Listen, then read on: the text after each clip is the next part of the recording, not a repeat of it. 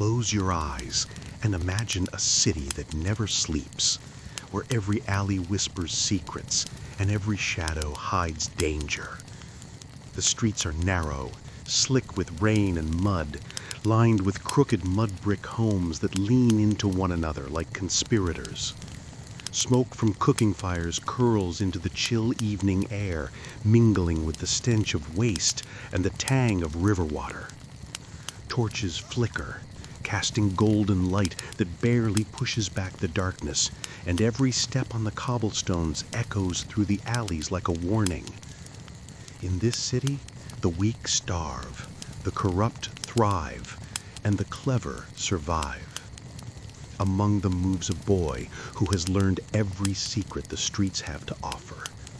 Barefoot, silent, unseen, he slips past guards, beggars, and merchants alike. Hunger drives him, necessity sharpens him, and survival has made him cunning beyond his years. He knows which doors are unlocked, which windows are carelessly left ajar, and which alleys lead to safety or death. This is Kyle world. A world of petty theft, narrow escapes, and whispered legends of a guild that rules the shadows. A world where morality is measured not in law, but in wit, agility, and the ability to vanish when danger comes. Tonight, the city sleeps, or at least pretends to. But in the darkness, the streets are alive. And Kyle, the boy who belongs to the shadows, is already moving, already planning, already dreaming of something greater. For in the alleys and rooftops of this medieval city, he is not just surviving, he is becoming a master of the night. Welcome to a tale of stealth, cunning, and survival. Welcome to the shadows of the cobblestone. The streets know my name. The city never slept, though the people who lived within it often wished it would. Narrow alleys twisted between crowded mud brick homes blackened by soot and rain. Torchlight flickered against walls slick with yesterday's rain, casting uneven shadows that danced like thieves themselves. From the rooftops, Kyle watched the city with the precision of a hawk, his breath visible in the chill night air. A loose hood covered his head, a frayed brown tunic clinging to him, and the soles of his worn leather boots made no sound on the cobblestones below.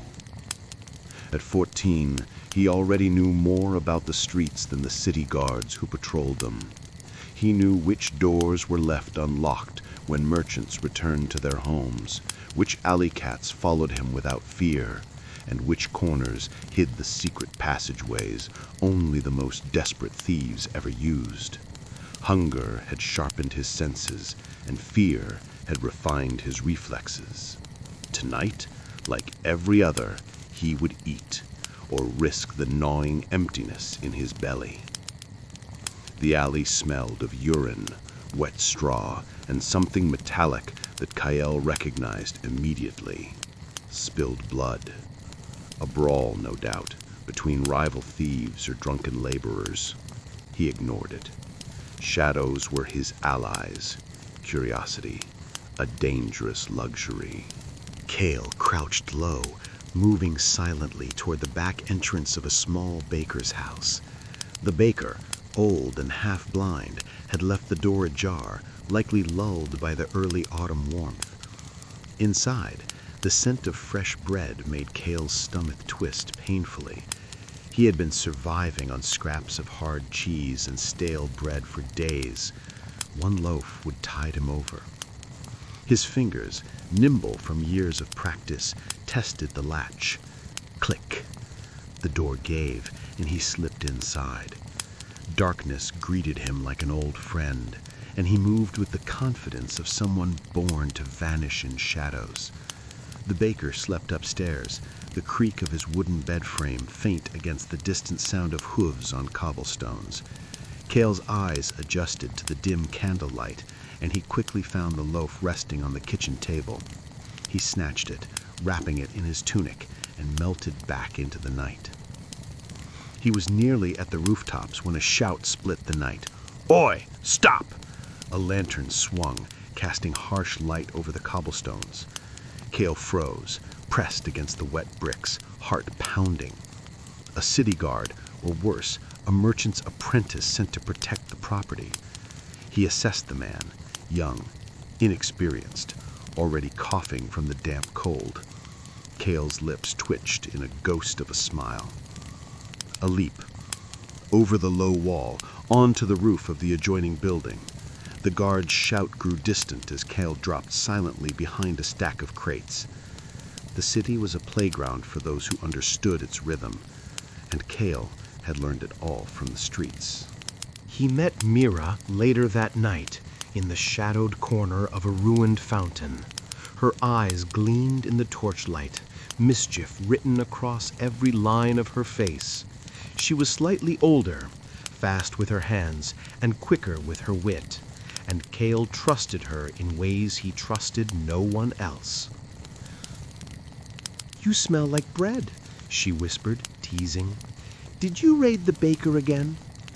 Cale shrugged, offering a crooked grin. "I'll share. Half for you, half for me." Mira laughed, a low, soft sound that carried in the quiet night. She accepted the bread, breaking it into uneven pieces. Together they ate, crouched in the ruined fountain, the city alive around them. Torches flickered, a distant cart rattled over cobblestones, and somewhere a dog barked. Cale's thoughts wandered to the guild. The Thieves Guild, whispered about in dark corners, promised more than scraps from careless bakers. For a boy with his skill, ambition was the only path upward. Petty theft sustained him, yes, but survival was not enough. One day he would aim higher. Wealth, power, a place among those who pulled the strings of the city from behind velvet curtains. But ambition had its dangers. Cale had already learned about betrayal, small betrayals from other street urchins, older boys who wanted his hard-won gains. Trust was a currency rarer than gold. Mira was his exception. The next morning, the city woke with its usual chaos. Markets opened, vendors shouted over one another, and the stench of unwashed streets mingled with roasted meats. Cale blended seamlessly into the crowd, unnoticed, yet observant. Every passerby a potential mark, every merchant distracted by coin and haggling, a chance to snatch a purse or overhear secrets. Cale's first target was a merchant carrying a satchel of silver coins. The man was careless, distracted by his arguing apprentices. Cale shadowed him, moving like a ghost along the edges of the crowded street. When the moment came, a deft hand reached into the satchel, extracting a coin purse with minimal motion. The man's attention never wavered. Cale melted away, disappearing into an alley, counting the coins with satisfaction. Not a fortune, but enough to eat and to prove he had the skill for more. By mid-afternoon, he was on the rooftops again, Mira at his side. They moved across the city like shadows, leaping from tiles to beams, scouting for opportunities. They spoke in whispers, exchanging plans and secrets, laughter soft against the city's clamor. Their day ended in the market square. A noble procession passed, banners fluttering in the wind, guards on horseback keeping the commoners at bay. Cale's eyes followed a jeweler's cart, laden with polished stones and fine metals. Wealth. Tempting, dangerous wealth. Mira nudged him, eyes gleaming. "Tomorrow," she said. "We planned for that together." Cale nodded. Trust, skill, ambition. Tomorrow would be another day in the shadows, and in the shadows, he was king. First steps into the guild. Morning brought the city alive in a cacophony of sound. Vendors shouted over one another, carts rattled across cobblestones, and the stench of unwashed streets mingled with roasted meats. Cale moved through it all like a shadow, unnoticed yet watchful. Every passerby was a potential mark, every distracted merchant a chance to gather coin or overhear secrets. The Thieves' Guild had whispered promises, a place for someone like Cale, someone who moved unseen, thought quickly, and had no patience for rules. Today he would see if the whispers were true. Mira led him through hidden alleys, past doors marked with subtle symbols only the initiated would recognize. They arrived at a tavern tucked into the far corner of the city, its sign swinging with a creak of iron. Inside, the air was thick with smoke and sweat. Thieves, cut purses, and opportunists lounged in corners, speaking in low tones, fingers twitching near hidden daggers. Cale's heart beat faster. Here was the heart of the shadows, the place where survival met ambition. Cale nodded. Yes. Garrick's lips curved into a thin smile. We don't take children lightly. One test, one chance to prove you can survive, and maybe you'll earn a place among us. The test was simple in theory, impossible in execution. Steal a pouch of coins from a careless merchant in the middle of the market without being noticed. Cale's pulse quickened. Mira squeezed his hand, a silent signal of trust.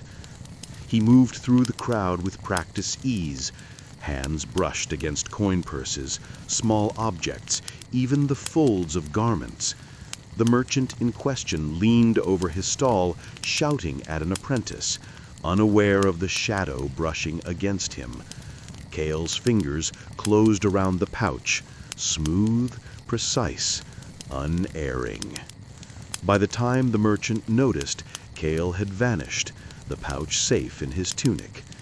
Mira met him on a rooftop nearby, grinning. "You've got skill," she whispered. "Garrick won't forget this." And indeed, Garrick's eyes lingered on him later that night, in the dim corner of the tavern. "Potential," the man muttered. "Yes, yes, potential. But the streets are cruel. The guild is crueler. Remember that, boy. Trust no one, and even your shadow can betray you." Cale listened, absorbing every word. He knew ambition came at a price. He knew betrayal waited around every corner. But hunger, survival, and the desire to rise above the alleys he had known all his life were stronger than fear. And so Cale stepped deeper into the guild, the shadows now his world, and the city his playground. The market heist. The market square was alive with color and chaos as dawn broke. Stalls lined the cobblestones, stacked high with woven baskets of fruits, glinting fish, spices that painted the air with sharp aromas, and bolts of fabric bright enough to dazzle the eye. Merchants shouted, apprentices scrambled to arrange goods, and children ran barefoot, dodging carts and stray animals. It was a symphony of disorder, and a playground for someone like Cale. He crouched on a rooftop, Mira at his side, both cloaked in shadows. Their target was not a single careless merchant, but a nobleman's caravan that had arrived under the cover of early light. Gold and silver, rare cloths, and perhaps a glimpse of jewels gleaming inside locked chests. A fortune, if they succeeded. But success required precision, timing, and nerves made of steel. Cale's eyes scanned the streets below. Guards in polished leather stood near the caravan, spears in hand, faces stern. Merchants and porters moved about, shouting instructions. Every passer-by could be an obstacle or a shield. Mira's hand brushed his, a silent question. Cale nodded, signaling readiness. The first step was distraction. Mira darted down to the street, tripping over a stray dog, raising her voice in an exasperated cry. Merchants and guards turned, some laughing at the spectacle, others scowling in irritation. Cale moved. He dropped silently from the rooftop onto a lower balcony, then onto a cart piled with hay. The guards' attention remained fixed on Mira's staged chaos. Sweat ran down Cale's back as he slid beneath the shadows of the nobleman's wagon. The chests gleamed in the weak morning sun, locked with heavy iron clasps. He pulled a set of picks from his tunic, hands steady despite the pounding of his heart. Click. Another click. The lid lifted slightly. Cale froze as a guard's boot thudded on the cobblestones nearby. His body pressed against the wagon's wheel, heart hammering. The guard passed, oblivious. Cale exhaled silently, lifted the lid, and revealed the glitter of coins, folded cloth, and small jeweled trinkets. Carefully he stuffed the coins into a small satchel, tucking the jewels into the lining of his tunic. Time was precious. One false move, one careless breath, and the streets would erupt into pursuit. Cale signaled Mira, who met him at the edge of a side alley. She had the crowd distracted, laughing, bowing and pointing as if nothing were amiss. Together, they slipped into the narrow streets, weaving through alleys so tight that guards on horseback could not follow. By the time the nobleman noticed the missing valuables, Cale and Mira were gone, hidden in a tangle of alleys and rooftops. Breath ragged but victorious, they counted the spoils later atop the city wall. Gold coins clinked against the leather of Cale's satchel. The rare cloth smelled faintly of lavender, and tiny rubies caught the morning light, winking like distant stars. "This is just the beginning," Mira said, eyes gleaming. "Garrick will be pleased." Cale nodded, knowing that with every success the stakes grew higher. The guild would expect more. Rival thieves would take notice, and every step deeper into this world made betrayal a whisper away. That night, in the tavern where shadows moved freely and secrets were currency, Garrick inspected the loot. He did not smile, but the glint in his eye betrayed satisfaction. "Well done, Cale. You have skill, but remember, skill is not enough. The streets are cruel, the guild more so. You will need wit, courage, and the ability to vanish when danger comes." Cale listened carefully. Every word was a lesson, every glance a warning. He had tasted success, but he also understood its cost. The game had begun, and there was no turning back. Shadows and betrayal. The next days blurred into a rhythm of shadow and pursuit. Cale moved through the city like a whisper, unseen, unheard, yet always observing. The gold from the market heist had provided a brief comfort, but it also brought attention. Whispers followed him in alleys, the glances of fellow thieves sharp and calculating. The guild was a web of ambition, and Cale had just entered its threads. Garrick's office, a dimly lit room in the back of the tavern, walls blackened with smoke, was where he learned lessons that were never written down. Cale knelt before him, the satchel of coins and cloth at his side. "You did well," Garrick said, voice like gravel. "But you are visible now. The guild notices, and not everyone is pleased with your success. Cale's brow furrowed. Who? A boy named Darvin, Garrick said, his eyes narrowing. He's older, faster, and thinks the guild belongs to him. He'll test you. Watch for him in the alleys, in the taverns, even in your sleep. Trust no one completely, not even me. That night, Cale and Mira returned to their hideout, a small attic above a butcher's shop. The smell of curing meat lingered in the rafters, but it was a sanctuary none would think to search. Mira unpacked the cloth and coins, her movements deliberate. "I saw Darvin today," she said, voice low. "He was watching the marketplace like a hawk. He knows someone took the noble's goods, and I think he knows it was you." Cale's stomach tightened.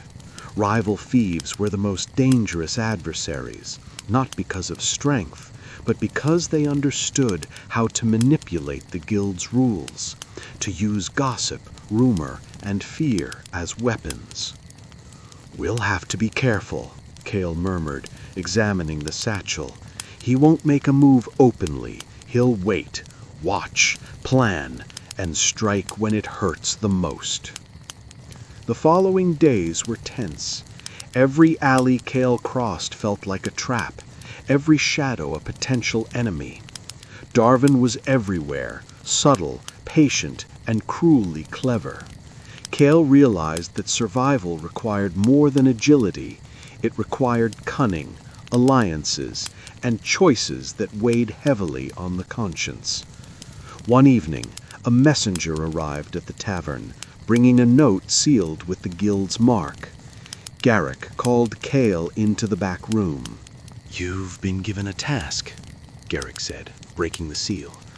"A noble, Lord Valen, hoards wealth in his mansion. Coins, jewels, goods, plenty for those willing to risk it. This is bigger than the market heist, bigger than anything you've done. You will work with others in the guild, but your discretion is key. If this fails, there's no coming back." Cale's mind raced. This was an opportunity and a test, not just of skill, but of judgment. Greed could make a thief reckless. Caution could make him invisible. And trust? Trust was a dangerous commodity, as Mira had reminded him many times. He accepted. He would plan, observe, and execute. But deep in the back of his mind, Cale felt the weight of something unfamiliar. Conscience. Among the shadows and theft, there were choices that could harm innocence or pit him against allies. Could he balance ambition with morality? The first night scouting Lord Valen's mansion was a lesson in patience. Cale watched from the rooftops, counting guards, noting the rotation of sentries, mapping the moonlight on windows. The mansion sat atop a hill, its walls high and unforgiving, windows barred and guarded. Below, courtiers laughed and dined, oblivious to the danger creeping silently above. Mira joined him silently, and together they plotted the entry. "The main gate is suicide," she whispered. "We'll need to move through the servants' entrance, maybe disguise ourselves. Timing is everything." Cale nodded. "And Darvin?" Mira's eyes were sharp. "He'll know soon enough. We need to be faster, smarter, quieter. One mistake, and we'll be more than just shadows. We'll be corpses." "You've been given a task," Garrick said, breaking the seal. "A noble, Lord Valen, hoards wealth in his mansion. Coins, jewels, goods, plenty for those willing to risk it. This is bigger than the market heist, bigger than anything you've done. You will work with others in the guild, but your discretion is key. If this fails, there's no coming back." Cale's mind raced. This was an opportunity and a test, not just of skill, but of judgment. Greed could make a thief reckless. Caution could make him invisible. And trust? Trust was a dangerous commodity, as Mira had reminded him many times. He accepted. He would plan, observe, and execute. But deep in the back of his mind, Cale felt the weight of something unfamiliar. Conscience. Among the shadows and theft, there were choices that could harm innocence or pit him against allies. Could he balance ambition with morality? The first night scouting Lord Valen's mansion was a lesson in patience. Cale watched from the rooftops, counting guards, noting the rotation of sentries, mapping the moonlight on windows. The mansion sat atop a hill, its walls high and unforgiving, windows barred and guarded. Below, courtiers laughed and dined, oblivious to the danger creeping silently above. Mira joined him silently, and together they plotted the entry. "The main gate is suicide," she whispered. "We'll need to move through the servants' entrance, maybe disguise ourselves. Timing is everything." Cale nodded. "And Darvin?" Mira's eyes were sharp. "He'll know soon enough. We need to be faster, smarter, quieter. One mistake, and we'll be more than just shadows. We'll be corpses." Inside, the mansion smelled of rich food, polished wood, and wax candles. Cale's stomach tightened, not from hunger, but from tension. Every creak of the floorboards, every whisper of fabric, every distant laugh from the ballroom above was a potential alarm. The chest was located in the Lord's private study, guarded not only by locks, but by traps, subtle, cruel, designed to kill or maim a careless hand. Cale's fingers danced over the lockpicks, delicate and precise. The click of the mechanism was like music. He exhaled silently as the lid lifted, revealing piles of coins, fine cloth, and glimmering jewels. Mira's eyes sparkled. "We did it," she breathed. But Cale knew better. Success in the shadows was temporary. The harder the prize, the closer the danger. As they withdrew, a distant cough froze Cale in place. Renan had stumbled near the eastern wall, knocking over a silver tray. A guard's boots echoed in response. Heart pounding, Cale signaled Mira. They moved like shadows, slipping past corridors and servants' quarters, avoiding torches and guards alike. By the time they reached the hidden alley behind the mansion, the city was quiet again. Coins and jewels safely stashed in their packs, Cale allowed himself a moment's relief, but only a moment. Back in the guild's tavern, Garrick examined the spoils. "Well done," he said, voice low, deliberate. "But remember this, the higher you climb, the sharper the knives behind you. Darvin will be watching, and so will others. Your skill keeps you alive, but your choices, those determine whether you thrive or fall." Cale understood. Every heist carried consequences, and every choice weighed heavy. The thrill of victory was intoxicating, but the shadow of danger lingered like a persistent fog. That night, Cale returned to his attic hideout with Mira, the coins hidden beneath loose floorboards. They ate in silence, fatigue and adrenaline mingling in their minds. Yet even in quiet, Cale's thoughts raced. The guild had accepted him, yes, but acceptance came with chains. He had proven his skill, but at what cost? The city outside was alive with secrets and whispers, and Cale knew, as he stared into the darkness, that every shadow held a lesson. Survival, trust, ambition, morality, all would be tested. And in the alleys of cobblestone streets, Cale's name would begin to be remembered, not by the nobles, but by those who moved unseen in the shadows, just like him.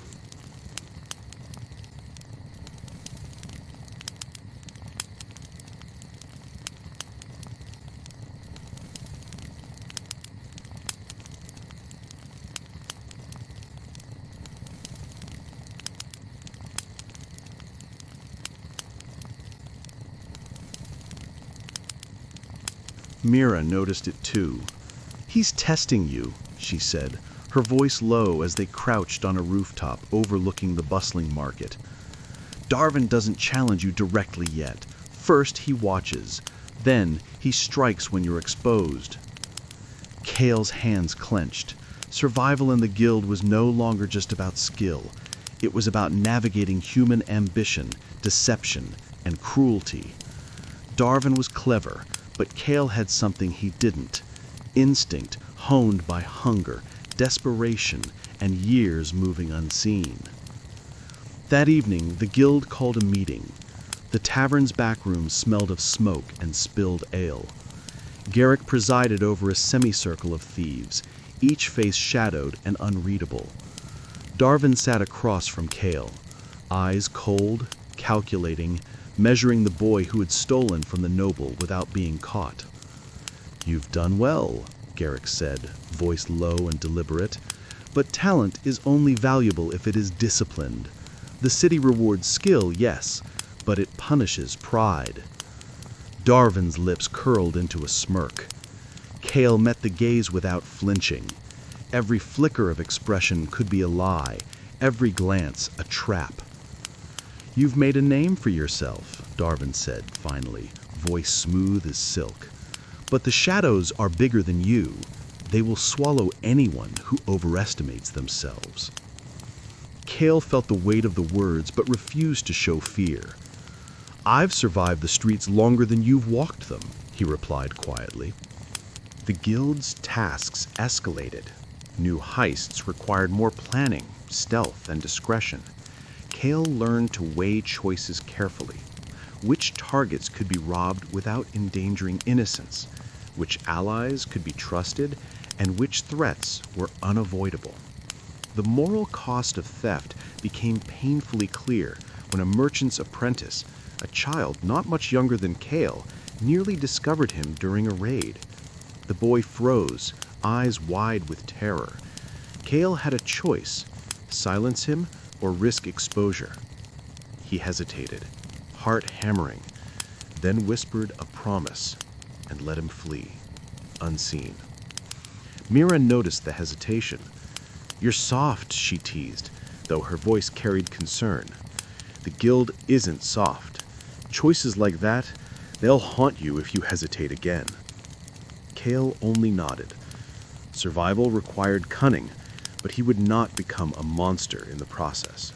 The streets had taught him enough cruelty. He would decide which lines he refused to cross.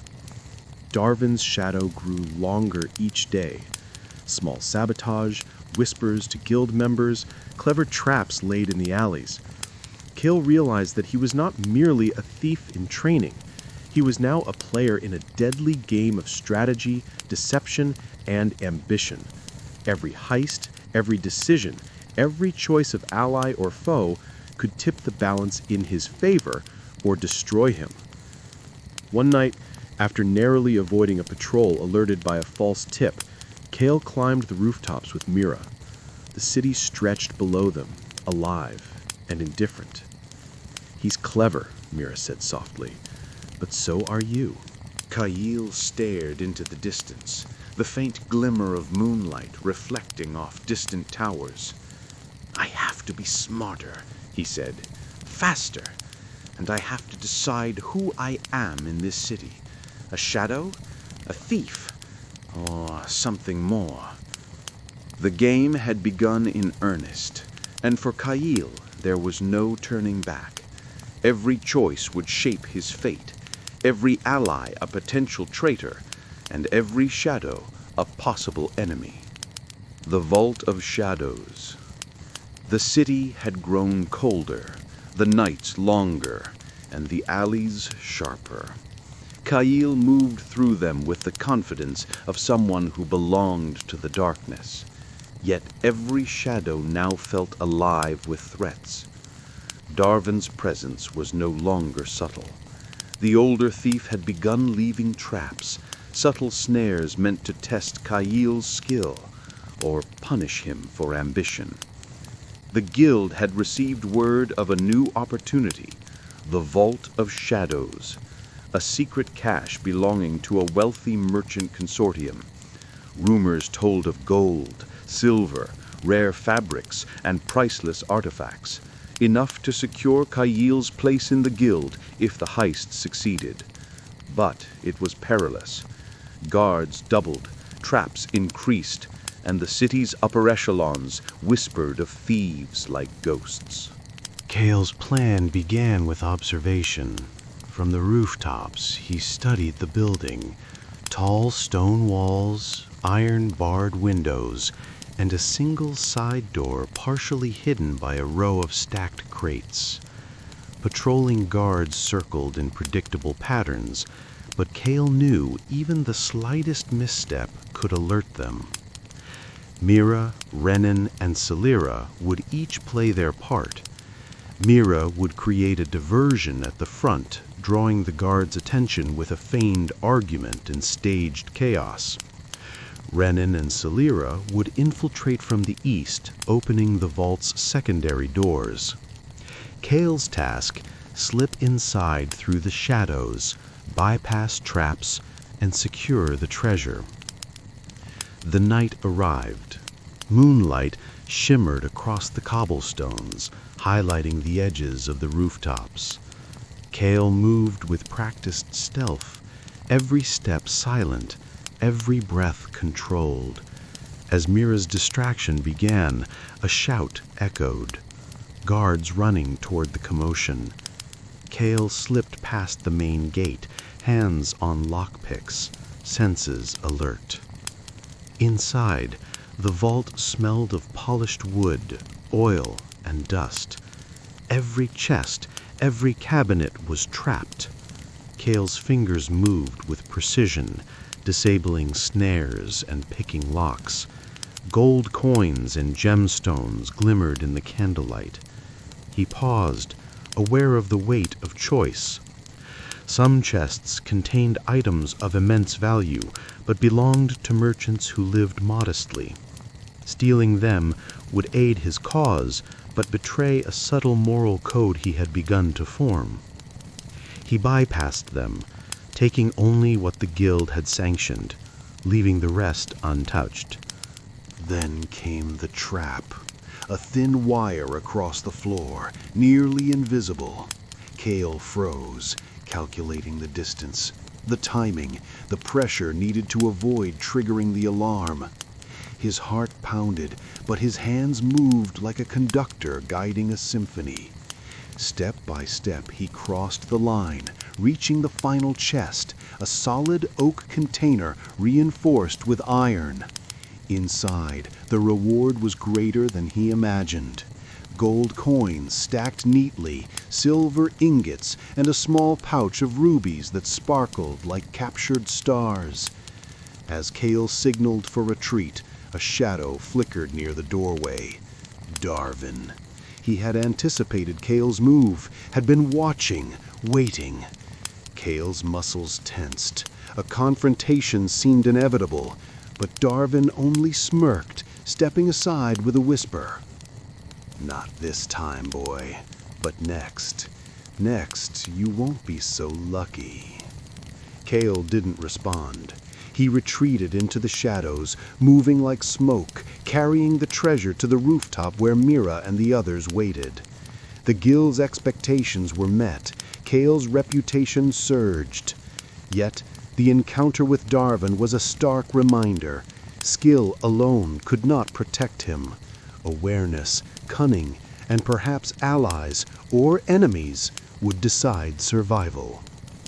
Back in the tavern, the spoils were counted, Blands debriefed, and Cale's place in the guild solidified. Yet, in the quiet moments atop the city walls, Cale pondered the path ahead. The shadows were his home, but ambition and morality tugged at him in opposite directions. The thrill of success was intoxicating, but every heist deepened the web of danger. And Darvin's warning echoed in Cale's mind. The next time, the shadows might not be enough. Sabotage in the shadows.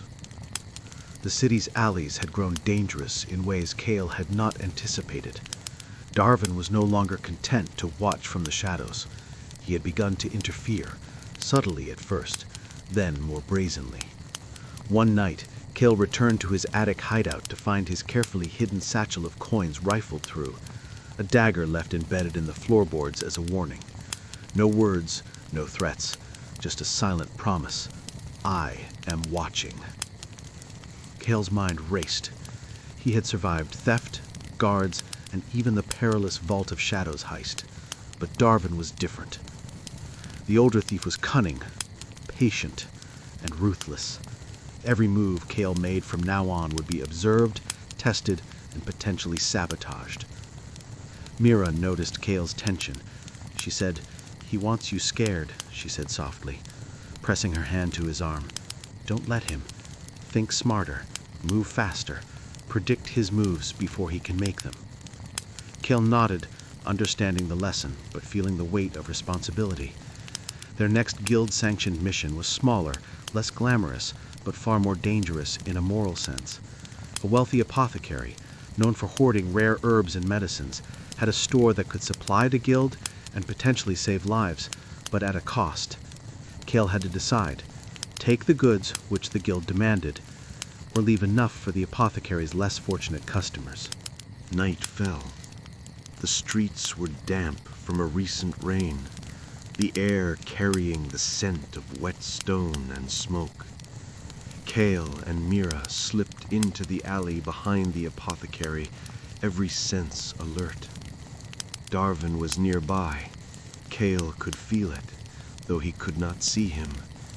He took a deep breath and reminded himself of one truth: control the moment, and you control survival. Inside the apothecary, rows of jars and boxes gleamed in the torchlight. Cale's hands moved with practiced precision, carefully selecting the herbs and supplies the guild had requested.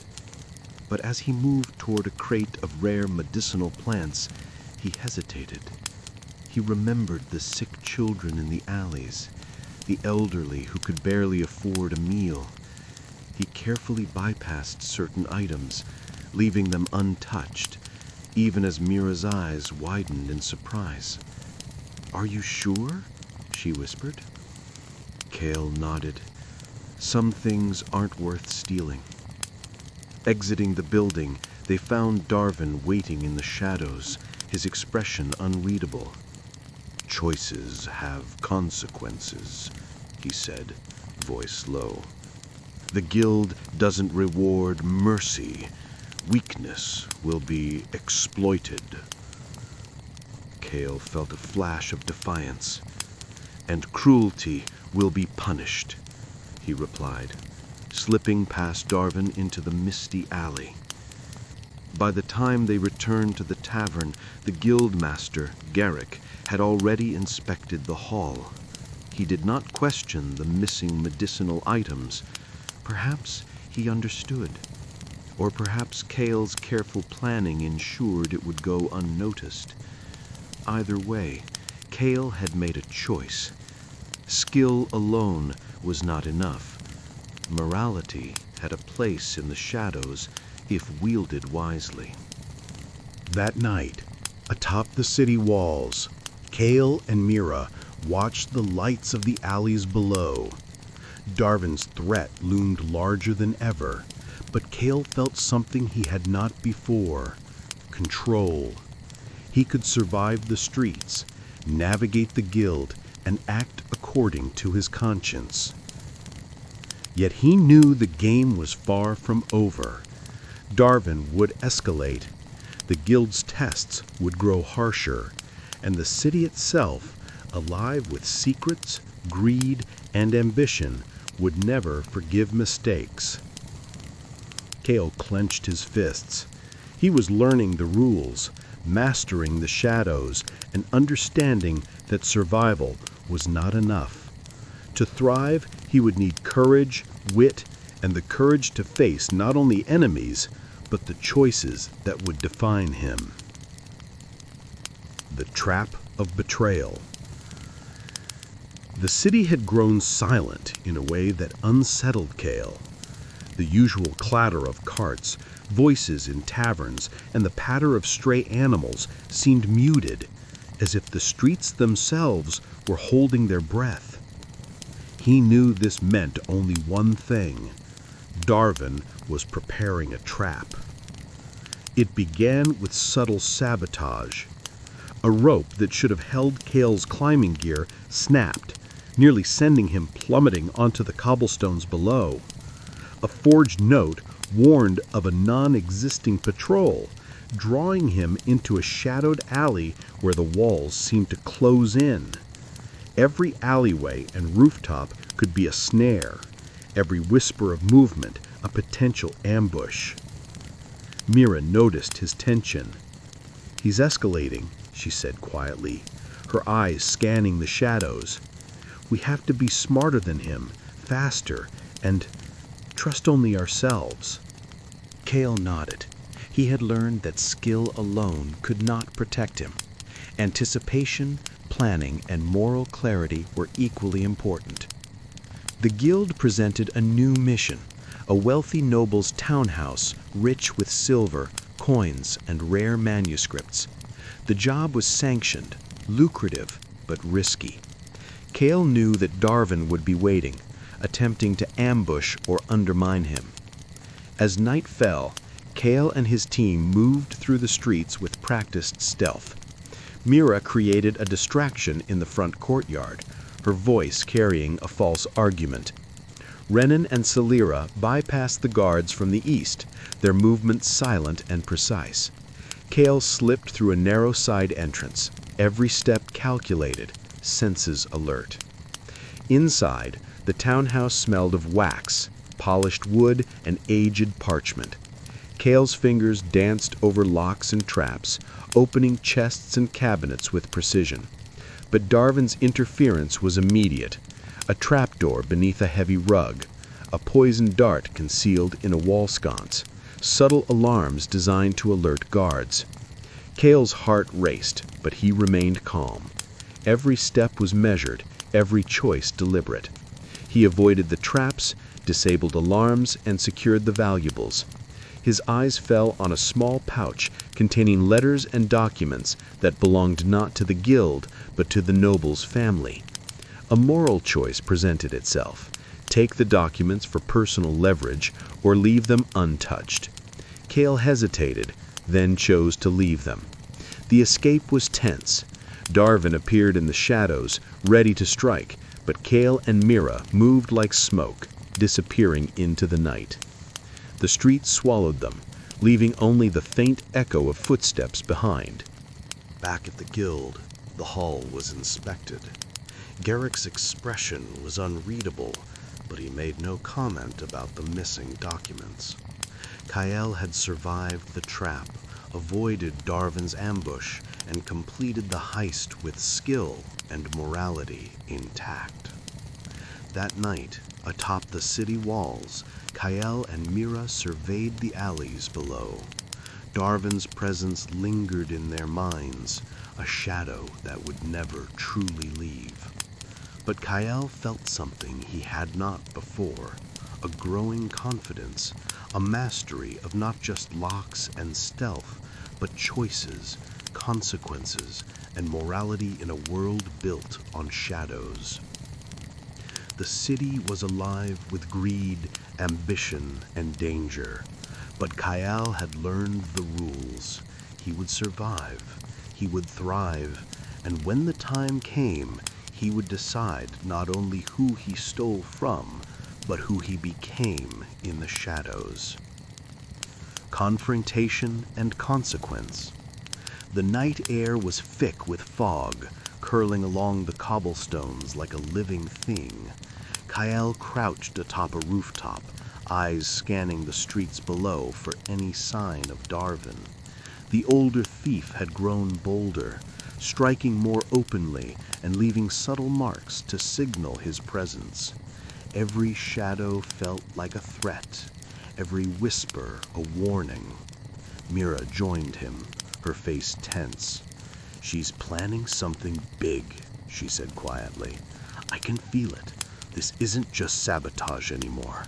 It's personal. Kyle nodded, fingers tightening around the straps of his satchel. He had survived traps, alarms, and moral dilemmas, but a direct confrontation was different. Darvin wasn't just a rival, he was a predator, testing Kyle's skill, patience, and judgment. The target was a nobleman's estate, recently stocked with exotic goods arriving from the harbor. The guild demanded the heist. Failure was not an option. Kale's plan was meticulous. Split the team, create distractions, and infiltrate from multiple points. Mira darted to the front courtyard, drawing guards with a staged argument. Renan and Salira moved along the eastern wall, silently scaling the stone and disabling minor alarms. Kale slipped through the servants' entrance, every sense alert. Inside, the estate was lavish, filled with polished wood, silver, and stacks of imported goods. Kale moved quickly, disabling traps and gathering the guild's requested items. Then a shadow flickered across the hallway. Darvin. "You're predictable," Darvin said smoothly, stepping into the dim torchlight. "I've watched your patterns. I know your choices." Kale's pulse quickened, but his hands remained steady. "And yet, here I am," he replied. Darvin lunged, but Kale was ready. A fight ensued in the narrow hallways, a mix of speed, cunning, and desperation. Kale dodged, parried, and countered, using the environment to his advantage: tables, hanging lanterns, and heavy crates. Sparks flew as Darvin's dagger struck stone walls, and Kale's own blade blocked his assault. "You're learning," Darvin said with a grin, eyes sharp. "But skill isn't enough. Choices, your morality, it will betray you." Kale realized Darvin was testing him not to kill, but to provoke error. Every instinct screamed to strike, yet restraint was crucial. Kale feinted, slipped, and disarmed Darvin, leaving him pinned but unharmed. "I decide what I steal," Kale said, breath steady, "and who I become in these streets." Darvin laughed softly, impressed yet annoyed. "We'll see how long that lasts." He melted into the shadows, disappearing before guards could notice. The team regrouped, and the heist was a success. Coins, silver, and rare goods were secured. Back in the guild's tavern, Garrick examined the spoils, expression unreadable. "Well done," he said at last. "But remember, skill alone won't keep you alive. Strategy, morality, and cunning will decide your fate as much as your hands." That night, Kale stood atop the city walls, Mira by his side. Below, the alleys and rooftops seemed to whisper, alive with secrets. Darvin had made his move, and Kale had survived. But the game was far from over. Rivalries deepened, the guild's politics tightened, and the stakes of every heist grew higher. Kale understood now. Mastery was more than skill. It was a balance of morality, intelligence, and courage in a city where shadows could either protect or consume. As the first hints of dawn streaked across the horizon, Kale clenched his fists. He would continue to move through the darkness, not only to survive, but to define himself in the world of thieves. And when Darvin struck again, Kale would be ready. The choice of shadows. The city was quiet that evening, yet Kale felt the weight of anticipation pressing on his chest. He had survived traps, rivalries, and daring heists, but tonight the true test was not skill or stealth, it was morality. A small merchant, widowed and struggling, had caught Kale's attention during a previous heist. She had been unaware of the thefts, yet she possessed a small stash of silver coins, enough to sustain her through the winter. The guild had set its sights on her shop, believing it contained a rare gem needed to pay a debt. Cale's task was clear: steal the gem, leave nothing behind, and report to Garrick. Mira approached him at dusk, her eyes cautious. "This isn't like the others," she whispered. "You can take it, or you can leave something for her. The guild expects obedience." Cale clenched his jaw. He knew the risk. Refusing could mean punishment, or worse, suspicion. Yet taking from the widow felt wrong. Her life depended on those coins. His hands itched to move, to slip into the shadows and take what was demanded, but another instinct tugged harder: conscience. Night fell. The streets were damp from a recent drizzle, lanterns casting long reflections on cobblestones. Cale moved silently to the merchant's shop, doors locked, windows shuttered. Inside, the air smelled faintly of herbs and bread. Coins lay scattered in a small chest, and tucked beneath was the gem the guild demanded. Cale's fingers hovered over the treasure. He could take it, complete the mission, and secure his standing in the guild, or he could leave most of the silver for the widow, only taking what was necessary to satisfy Garrick, ensuring she would survive the winter. He paused, breath steady, heart racing. The city outside seemed to wait with bated breath. Every shadow held potential witnesses, every noise a reminder of consequence. Finally, Cale made his choice. He took the gem and a small portion of the silver, leaving the rest untouched. He replaced the chest carefully, ensuring the widow would find enough to survive. The act felt like defiance, and justice rolled into one. Exiting the shop, Kyle felt a strange combination of fear and relief. The streets felt different, lighter somehow, yet the weight of the guild's expectations pressed against his shoulders. Darvin's presence, though unseen, felt closer than ever. He would notice the choice, and likely he would exploit it. Back at the guild, Garrick inspected the hall. His eyes lingered on the gem. "Well done," he said. "But remember, Kyle, choices have consequences. Not all of them are visible immediately. One day your morality may save you, or destroy you." That night, atop the city walls, Kyle stared at the distant alleys, moonlight reflecting off slick cobblestones. He realized that survival required more than skill, speed, and stealth. It required wisdom. And wisdom meant sometimes defying the guild, risking punishment, and trusting his own judgment. Mira stood beside him, eyes soft but firm. "You made the right choice. The shadows may protect you, but your heart, that's what defines you." Kyle nodded, understanding at last that the path of a thief was not just about gold and survival. It was about who you became while walking through the darkness, and what you were willing to sacrifice or preserve in the process. Retaliation and rising stakes.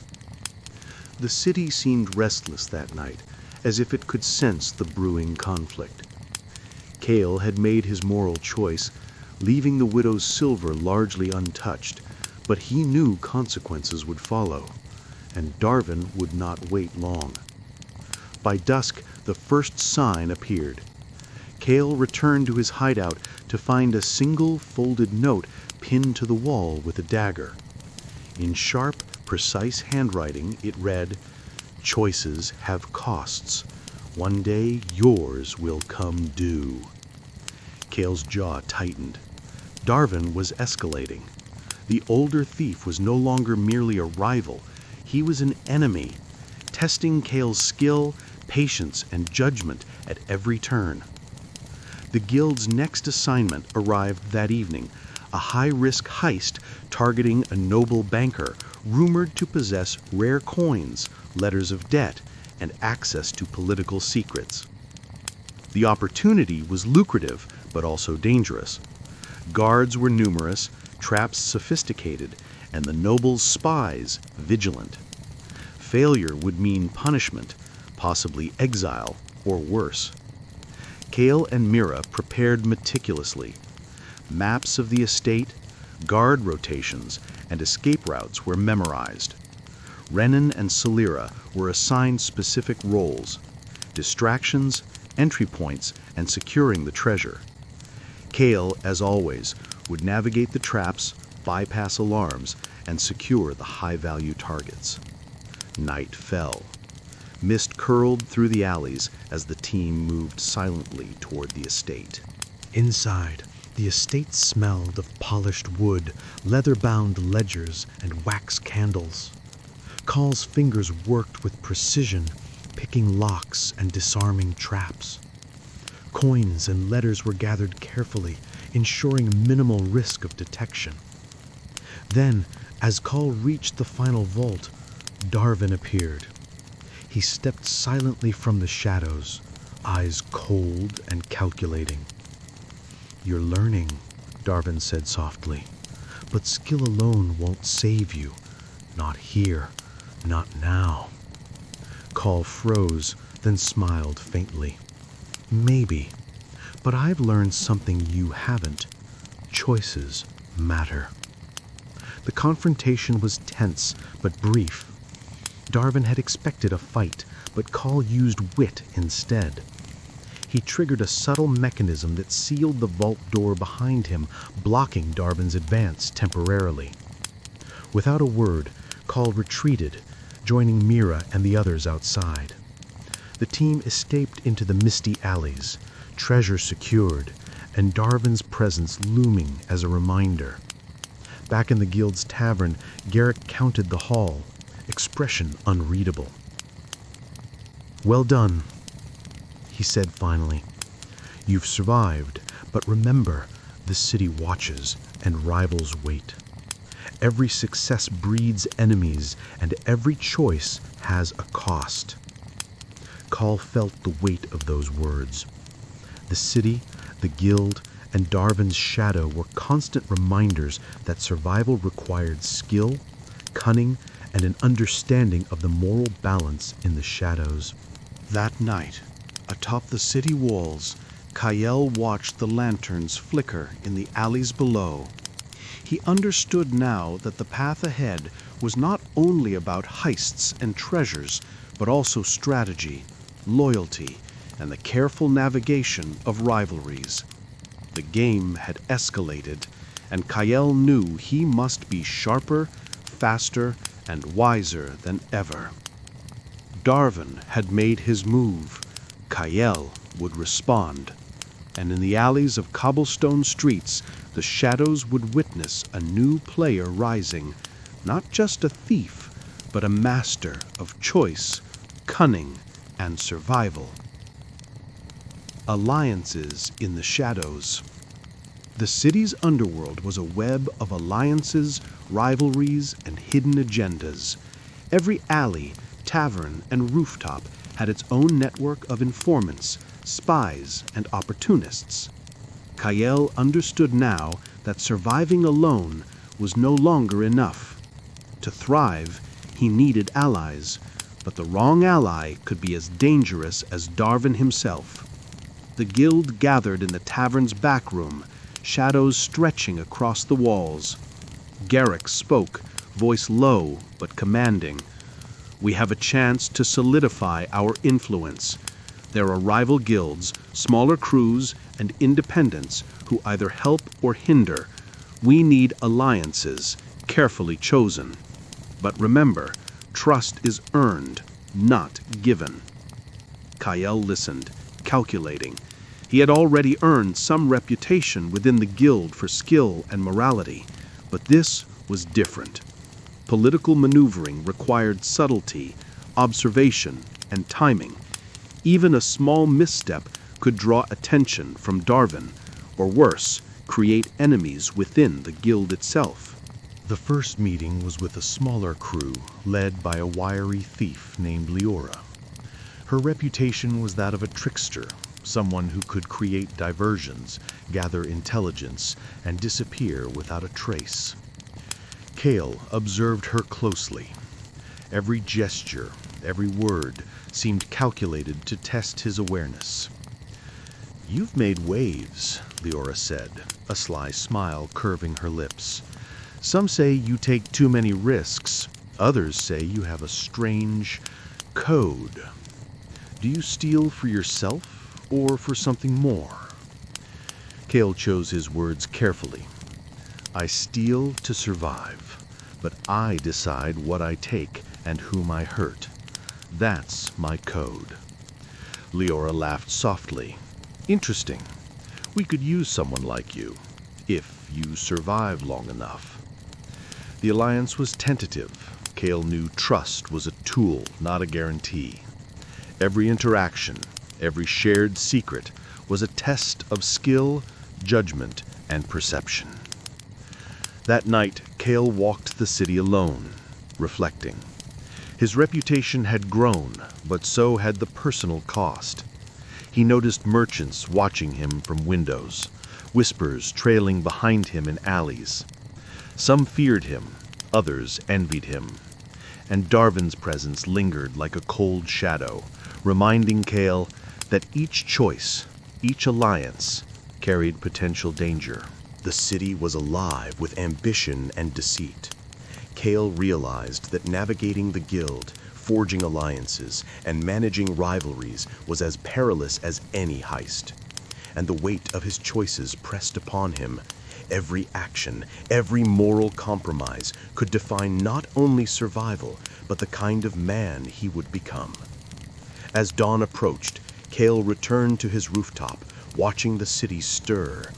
Lanterns dimmed in the first light, merchants prepared for the day, and children chased stray cats across the cobblestones.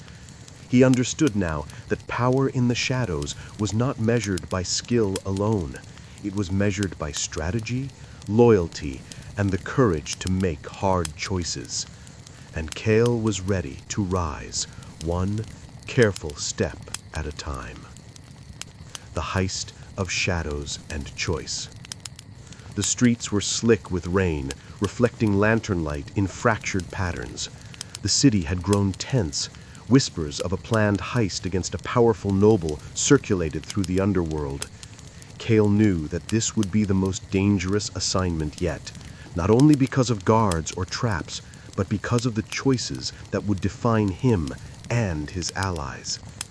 The target was the estate of Lord Marwick, a noble with influence across the city, a vault rumored to hold gold, jewels, and letters that could sway guild politics.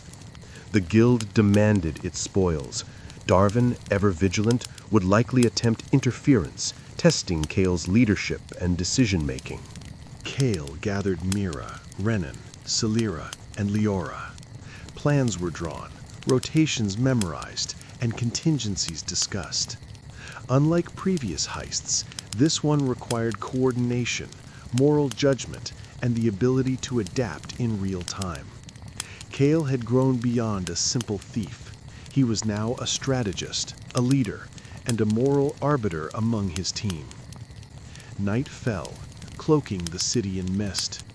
Mira's diversion at the front gate drew guards into a manufactured brawl, shouts echoing down the narrow streets. Renan and Celira scaled the eastern wall to unlock a secondary entrance. Cale slipped through the shadows, senses sharp, aware of every creak, every breath, every flicker of candlelight. Inside the vault, the treasures gleamed under torchlight. Coins stacked in golden piles, silver cups, and jewel-encrusted trinkets. Yet another challenge arose. Hidden in a small chest were letters exposing corruption within the guild itself. Taking them would secure leverage, but it risked internal conflict and betrayal. Cale paused, feeling the weight of decision. He could secure the loot for the guild, follow his code, or risk the internal politics by taking the letters. After a moment of deliberation, he decided. The guild would receive its spoils, but the letters remained untouched, a silent act of morality that balanced ambition with conscience. As he signaled the retreat, Darvin appeared from the shadows, eyes narrowed, lips curled into a faint smirk. You continue to choose, wisely or foolishly. We shall see which it is. Cale did not engage directly. He led the team through a network of alleys, rooftops, and hidden passages, evading Darvin and the estate's remaining guards. Each step was calculated, every movement precise. The team emerged unscathed, treasure in hand, and Darvin watching from the darkness, a silent threat still alive. Back at the guild's tavern, the hall was counted, alliances reaffirmed, and Kale's leadership solidified. Leora nodded, impressed by his strategy and restraint. Mira smiled, quietly acknowledging the careful balance Kale had struck between morality and ambition.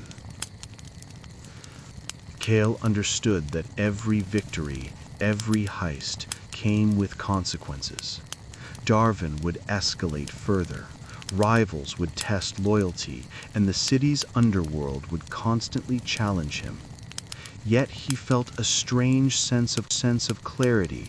He could survive, he could lead, and maintain a moral compass even in the shadows.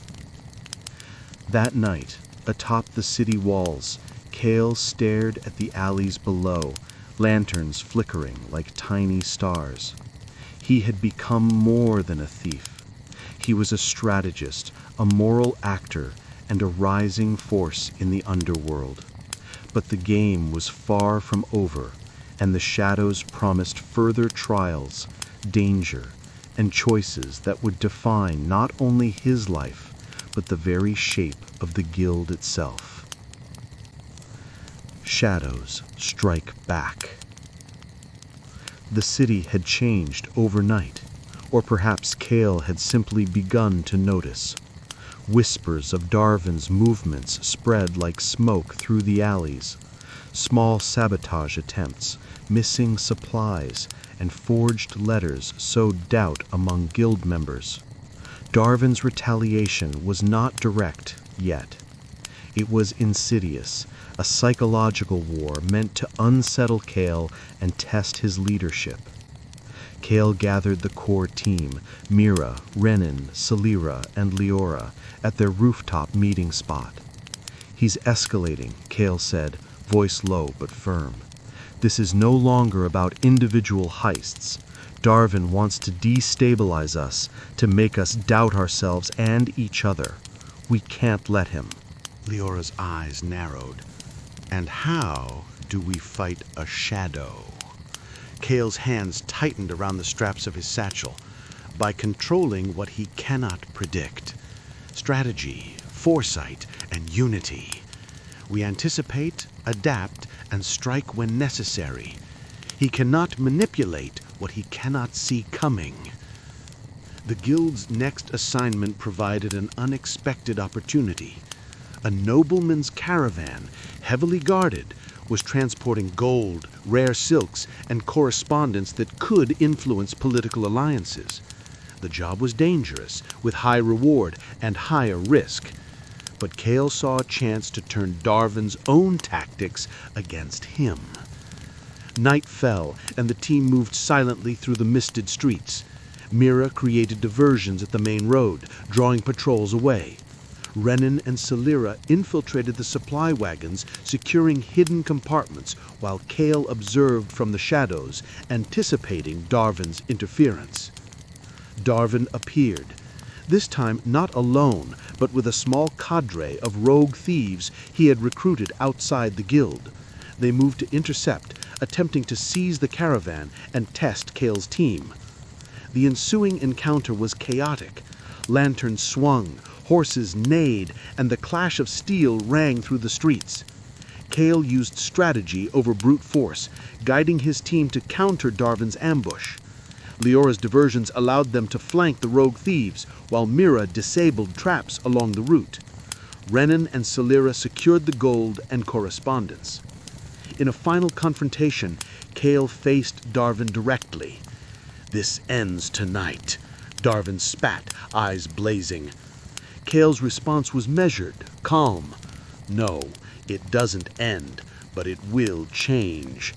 You test shadows, I command them." A brief duel ensued, blades clashing, feet skidding on wet cobblestones. Cale feinted, disarmed, and forced Darvin back. But instead of striking the older thief, he allowed Darvin to escape, leaving a warning. Cale was no longer prey, nor merely a rival. He was a master of the shadows in his own right. Back at the guild, the haul was accounted for. Garrick examined the spoils and said, "Cale, your tactics are evolving. Leadership is not just taking risks, it's knowing when to fight, when to retreat, and when to show restraint. You've learned much, but the city's shadows are endless." Cale stood atop the city walls that night, Mira beside him. Lanterns flickered below, casting uncertain shapes across the streets. He realized that survival and skill alone were no longer enough. Leadership, moral choices, and strategy defined his place in the underworld. Darvin remained at large, a shadow looming over every decision. But Cale now understood a vital truth. The streets, alleys, and rooftops belonged to those who could master both the shadows and themselves. And Cale was determined to do just that. Web of intrigue. The city's underworld never slept. Even as Cale and his team returned from the caravan heist, whispers of Darvin's schemes lingered like smoke in the alleys. Though he had escaped, his presence loomed larger than ever, a constant, invisible threat. Inside the guild's tavern, tension simmered. Some members admired Cale's decisiveness and skill, while others questioned his restraint toward Darvin. Factions formed subtly, eyes shifting during conversations, alliances tested by subtle jabs and pointed remarks. Garrick observed quietly, a faint smile tugging at the corner of his lips. Cale understood the stakes. Leadership was no longer just about heists and shadows. It was about politics, perception, and controlling narratives. The guild respected skill, but loyalty and influence dictated survival. Mira approached him during a quiet moment. "People are watching, Cale. Not just Darvin. The guild, other crews, even merchants and nobles have ears in these streets." Cale nodded. "Then we play carefully. Every word, every choice, every heist, it shapes how we are seen." The next heist was already being planned. A fortified estate owned by a counselor, rumored to keep not only wealth, but sensitive documents capable of disrupting the balance of power in the city. Success would elevate Cale's influence, but failure could destroy his reputation. Or worse, invite Darvin's retaliation directly into the guild. The team prepared with meticulous precision. Maps were studied, rotations memorized, contingencies planned. Leora scouted escape routes, while Mira coordinated distractions across the city streets. Cale's role was central. The locks, traps, and moral decisions rested on his shoulders. The night of the heist arrived.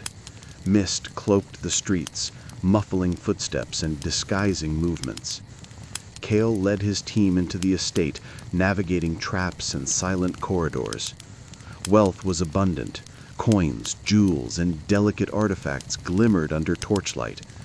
But the documents, sensitive and powerful, presented a moral dilemma.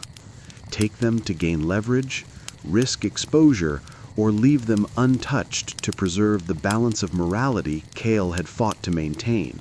He hesitated, recalling the widow, the caravan, and the growing trust of his team. With careful consideration, Cale chose path of restraint, taking only what was needed for the guild and leaving the counselor's private documents untouched. Exiting the estate, the team encountered no guards. Darvin had left them unchallenged, perhaps observing, perhaps planning. The heist was clean, successful, and morally sound. reinforcing Cale's growing reputation as both master thief and principled leader.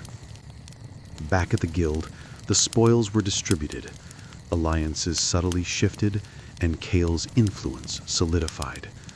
He had learned that power in the shadows was a combination of skill, morality, and perception. The city's underworld had noticed. As dawn approached, Cale stood atop the walls, looking down on the flickering lanterns below. The streets seemed alive with possibility and danger. Darvin was still out there. Guild politics simmered beneath the surface, and every choice Cale made could tip the delicate balance between survival, influence, and destruction. Yet, Cale felt ready. The shadows were no longer merely his hiding place. They were his domain, a web he could navigate, control, and bend to his will. And in the streets of cobblestone, he would continue to rise. Shadows of betrayal. The city had changed. Darvin's actions had shifted from silent observation to calculated provocations. Small sabotage, rumors, and stolen information undermined the guild's stability. Cale understood that the older thief was growing desperate and dangerous. At the guild, tensions simmered. A rival faction, led by a cunning thief named Vorin, began challenging Cale's influence. Vorin admired skill, but prized cunning and ruthlessness above morality. Whispers circulated. Cale was too soft, too principled, and this, some argued, could be the guild's undoing. Cale weighed his options carefully. He could assert dominance through intimidation, aligning with Vorin to neutralize Darvin, or he could maintain his moral code, risking Vorin's disapproval. Each choice had consequences that rippled through the guild and city alike. The opportunity, and the test, arrived in the form of a merchant caravan, rumored to carry rare gems and letters exposing corruption in the city council. The heist was lucrative and politically explosive. The moral dilemma was clear. Take the gems and letters for personal or guild gain, or leave the letters untouched to avoid political chaos and preserve Cale's integrity. Mira confronted him quietly before the heist. "This one will define you," she said. "Your choice tonight could make or break not just you, but the entire guild." Cale nodded. Every instinct screamed to seize the opportunity. The gold, the leverage, the chance to assert dominance over Darvin and Vorin alike. Yet the lessons of the widow, the caravan, and the counselor's estate weighed heavily. Greed could win wealth, but morality preserved trust, and survival in the shadows depended on both. The night of the heist arrived. Mist hung low in the alleys. Cale's team moved with precision. Mira created distractions. Renan and Salira disabled minor alarms, and Leora scouted the escape routes. Cale led the infiltration, eyes sharp, hands steady. Inside the caravan, treasures gleamed. Gold coins, jewel-encrusted trinkets, and the controversial letters.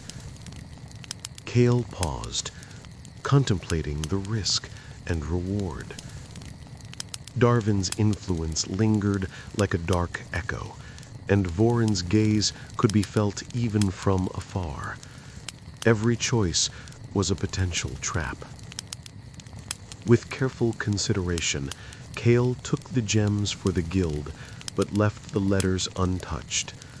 The decision maintained the guild's moral standing, avoided immediate political entanglement, and signaled Cale's adherence to principle despite pressure. The escape was tense. Shadows shifted, whispers of Darvin's spies echoed through alleyways, but Cale's meticulous planning and the team's coordination ensured success. They emerged unscathed, treasures in hand, reputation intact. Back at the guild, reactions were mixed. Voron's faction murmured disapproval, yet others recognized Kale's rising authority and integrity. Garrick's eyes met Kale's, approval faint but present. Choices define more than skill. Tonight, you showed both courage and wisdom. Kale stepped onto the rooftop after the heist, watching lanterns flicker below. The city was alive with danger, ambition, and intrigue. Darvin's shadow lingered, Voron's ambitions simmered, and the streets promised more trials. But Kale understood the truth.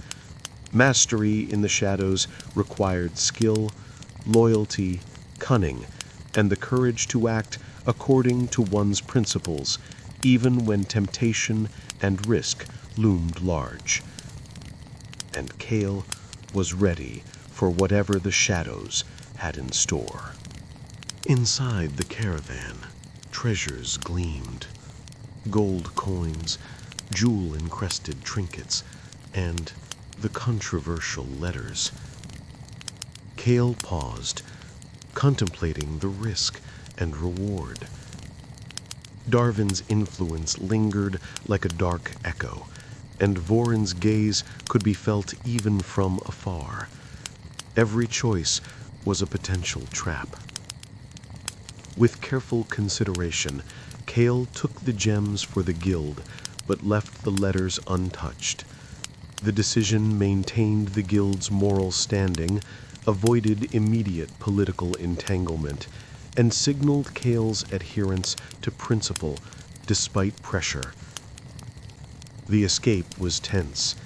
Shadows shifted, whispers of Darvin's spies echoed through alleyways, but Kale's meticulous planning and the team's coordination ensured success.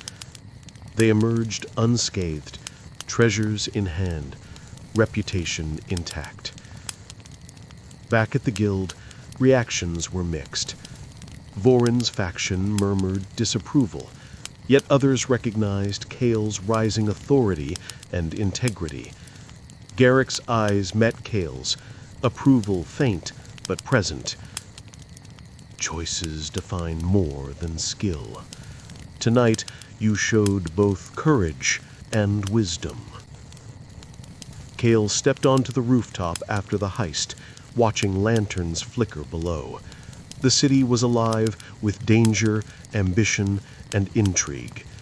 Darvin's shadow lingered, Voron's ambitions simmered, and the streets promised more trials.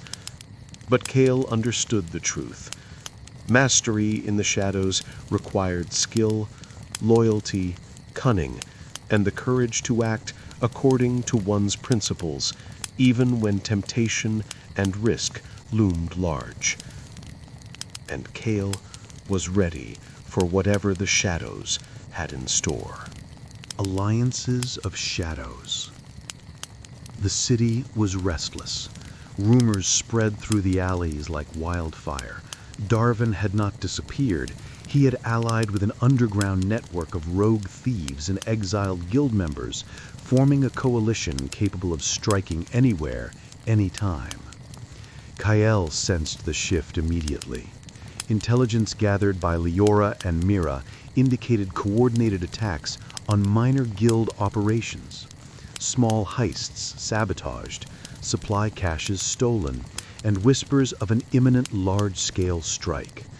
Darvin's retaliation was no longer personal, it was strategic, designed to weaken Kyle's influence and fracture the guild from within. Garrick convened the core council in the dimly lit tavern. Shadows stretched across the walls as Kyle, Mira, Renan, Celira, and Leora listened intently. Darvin grows bold, Garrick said. We cannot face him alone. We must reinforce alliances and ensure loyalty within our ranks. Watch for betrayal and trust cautiously.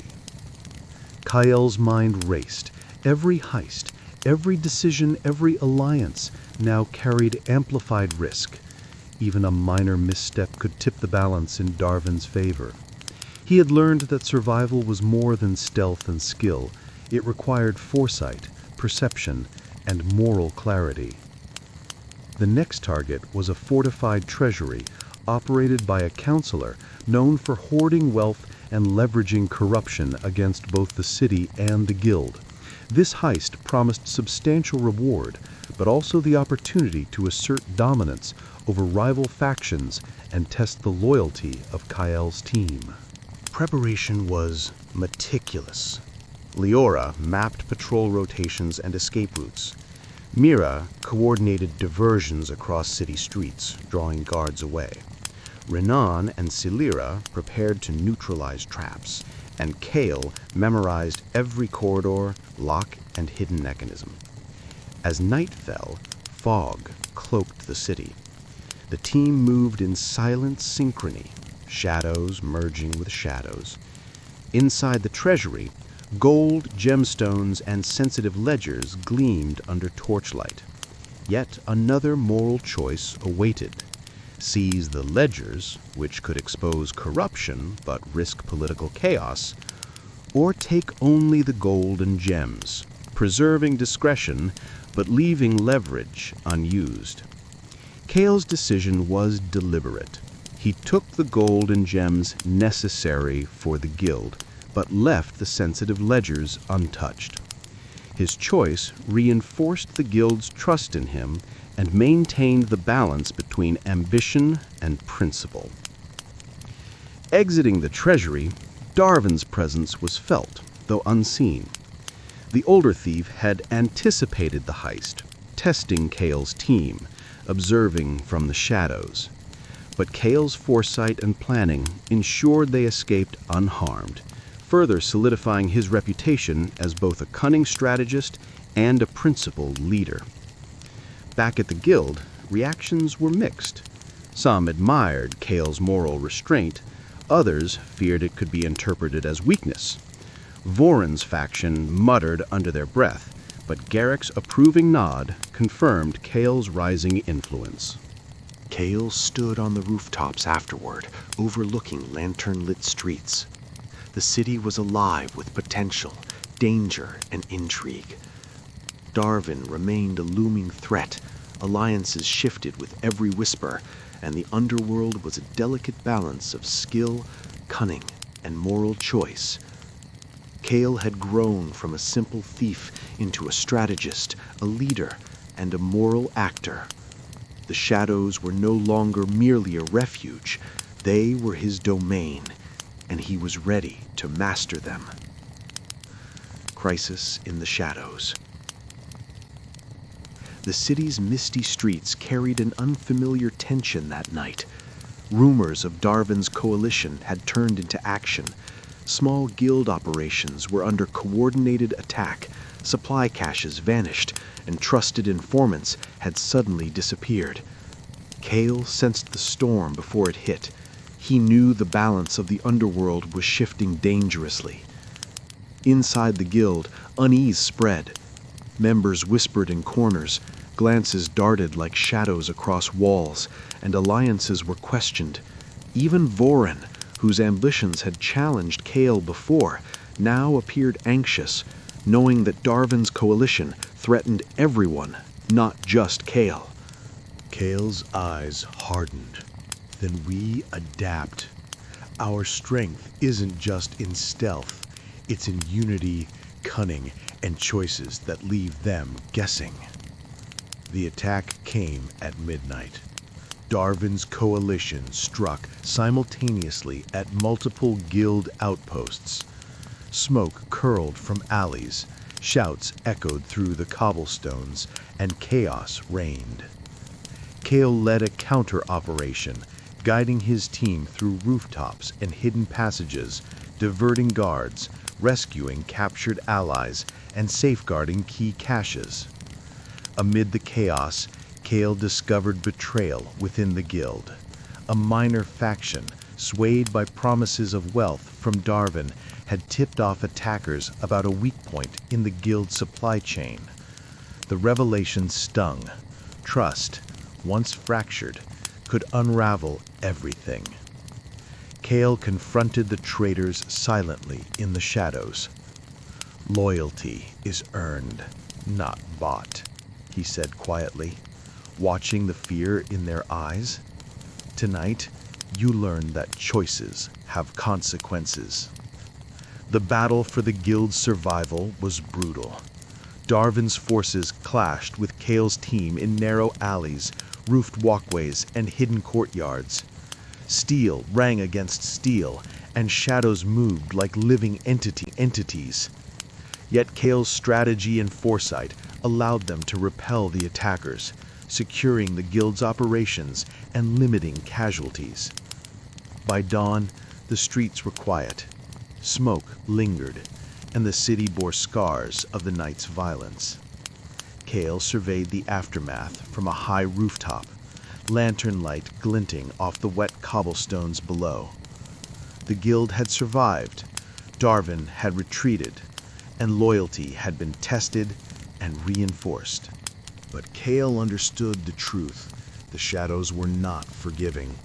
Every victory carried risk, every choice bore weight, and every alliance could crumble under temptation or fear. His leadership, morality, and cunning had kept the guild intact, but the cost was evident in the tension, the betrayals, and the lingering threat of Darvin's coalition.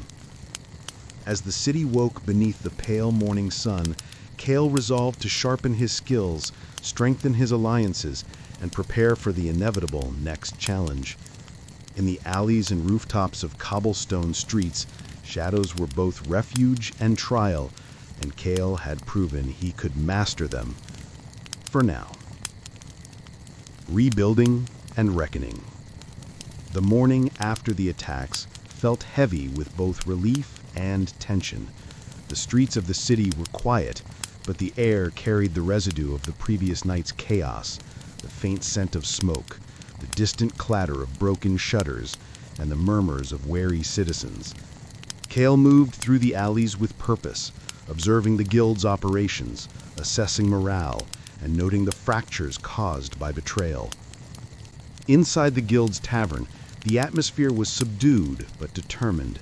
Kale addressed his team. "We survived, but survival is not enough.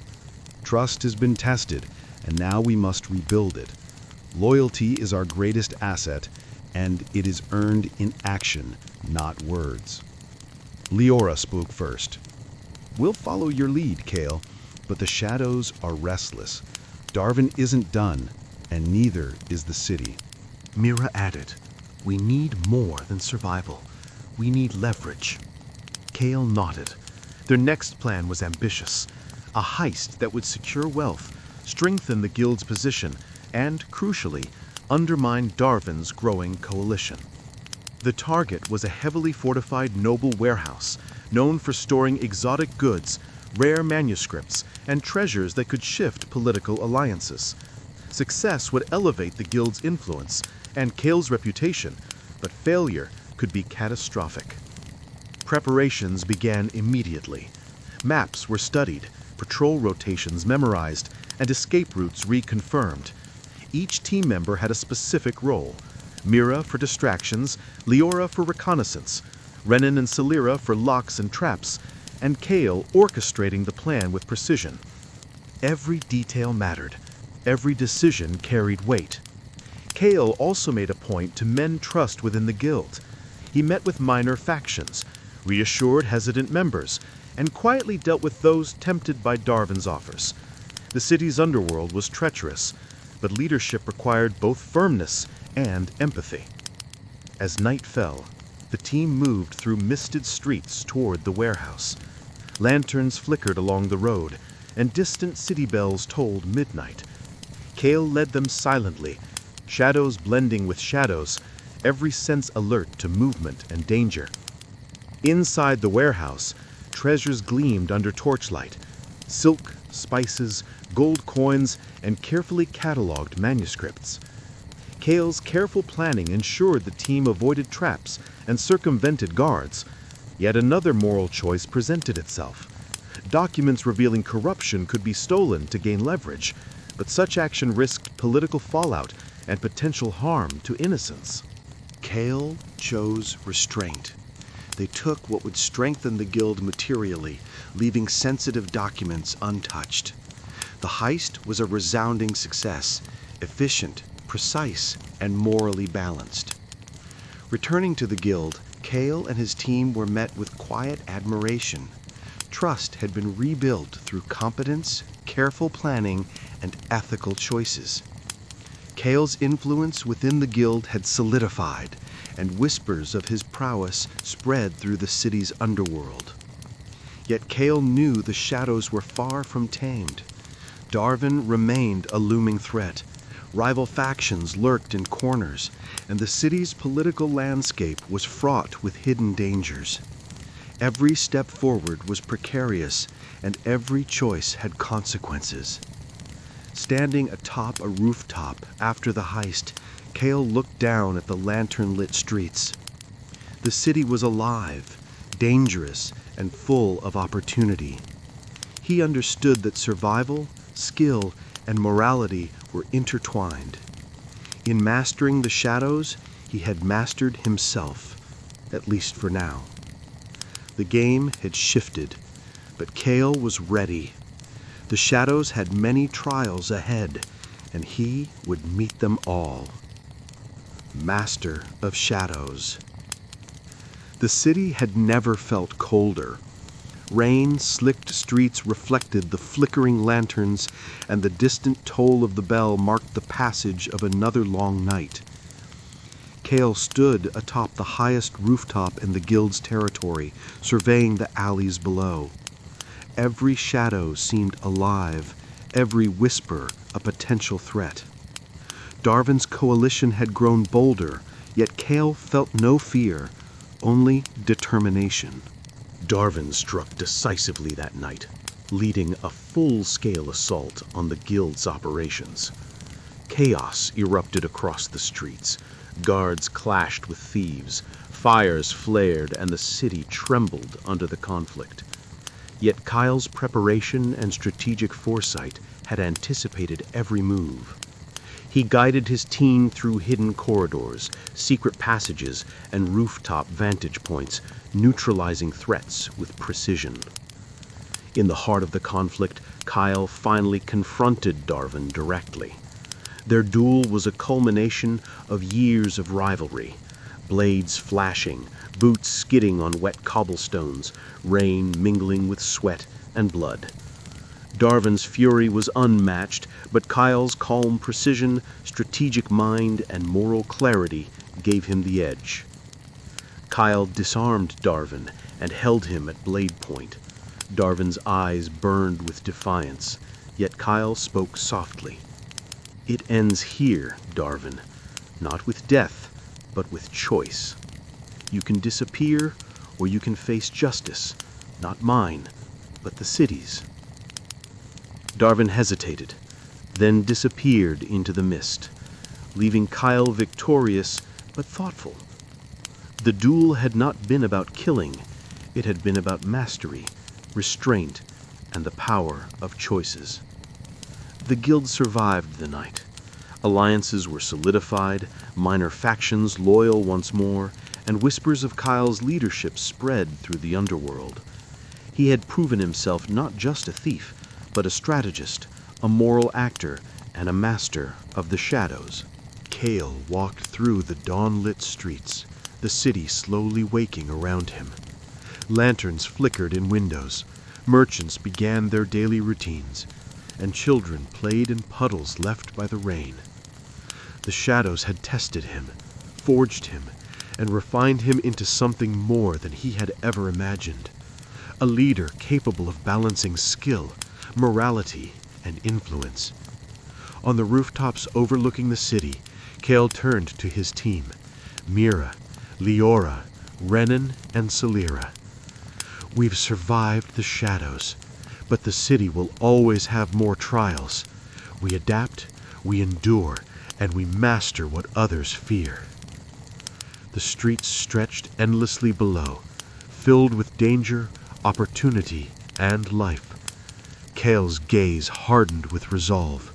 He had faced betrayal, greed, and ambition, but he had emerged not just unbroken, but stronger, wiser, and in command of the shadows.